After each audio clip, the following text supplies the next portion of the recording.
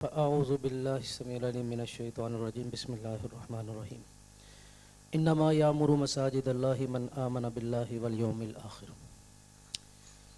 حضرات محترم، چند ایک نکات آپ کے سامنے پیش کرنا چاہتا ہوں۔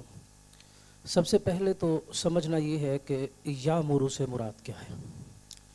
صرف عمارت کھڑی کرنا یہ مراد نہیں ہے۔ مسئلہ بنیادی یہ ہے کہ اگر پاکستان اسلامی ملک ہے اور اسلامی حکومت ہے تو پاکستان کے اندر عبادت گاہیں، مساجد و مدارس تعمیر کروانا حکومت کی ذمہ داری ہے۔ اگر یہ ذمہ داری حکومت پوری کرتی ہے تو پھر اس کی تمام تر وہ ذمہ داریاں بھی جو اس کی آباد کاری کے حوالے سے لاگو ہوتی ہیں وہ بھی حکومت پر عائد ہوتی ہیں۔ اب یہ جو دو بنیادی چیزیں ہیں، یہ ذمہ داریاں علماء پوری کر رہے ہیں۔ مساجد کو تعمیر کرنا، مساجد کے لیے سب سے پہلے جگہ کا انتظام کرنا۔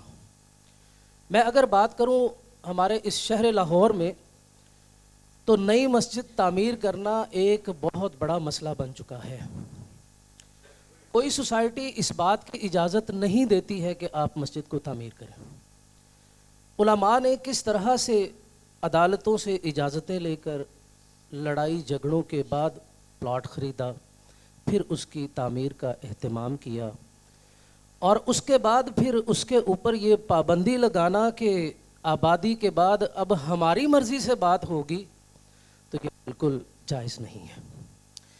ایک اہم نقطہ اور جو میں آپ کے سامنے رکھنا چاہتا ہوں، میری تحقیق کے مطابق پاکستان کے اندر جس طرح مذہبی آزادی ہے، دیگر مذاہب کی عبادات اور درس گاہیں موجود ہیں، کیا ان کو کبھی کوئی پابندی دی گئی ہے کہ آپ نے یہ بات کرنی، یہ بات نہیں کرنی؟ تو علماء اسلام کو پابندی کیوں؟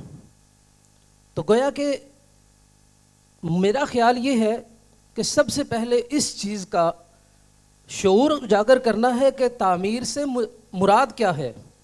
بلڈنگ بنانا، آباد کاری اور تحفظ یہ ہے کہ اگر ایک عالم دین کے پاس سورسز ہیں، مسجد بنانا چاہتا ہے، مدرسہ بنانا چاہتا ہے، وہاں قرآن و حدیث کی تعلیم کو عام کرنا چاہتا ہے، تو اس کو آزادی کے ساتھ اجازت ہو، اور اس کے بعد پھر سہولت دینا یہ موجودہ حکومت کی ذمہ داری ہے۔